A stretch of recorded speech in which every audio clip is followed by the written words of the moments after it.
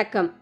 பாதுகாப்பு படையினர் பல தாக்குதல்களை முறியடித்தாலும் இந்த நேரத்தில் இந்திய ராணுவம் வீடு வீடாக சென்று பாதிக்கப்பட்ட மக்களுக்கான நிவாரணப் பணிகளை துவக்கியுள்ளது.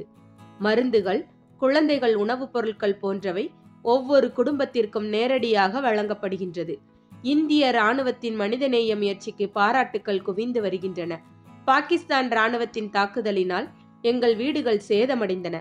தற்போது இந்திய ராணுவத்தினர் எங்கள் தோளோடு தோள் நின்று வாழ்வில் நிகழ்ந்த சரிவுகளில் இருந்து மீட்டு நிவாரணப் பணிகள் மூலம் எங்கள் வாழ்க்கையை மேம்படுத்தி உள்ளார்கள். நாங்கள் இந்திய ராணுவத்தை பெருமையுடன் ஆதரிக்கின்றோம். இந்நிகழ்வுகள் துப்பாக்கி பிடித்திருக்கும் கைகளுக்கு பின்னால் இரக்கமுள்ள மனிதநேயம் இருப்பதை உலகிற்கு மீண்டும் உணர்த்துகிறது. இதுபோன்ற செய்திகளை தெரிந்து கொள்ள ழ ஊடகத்துடன் இணைந்திருங்கள். ழ ஊடகத்திற்காக லட்சுமி ஜெயபாலன்.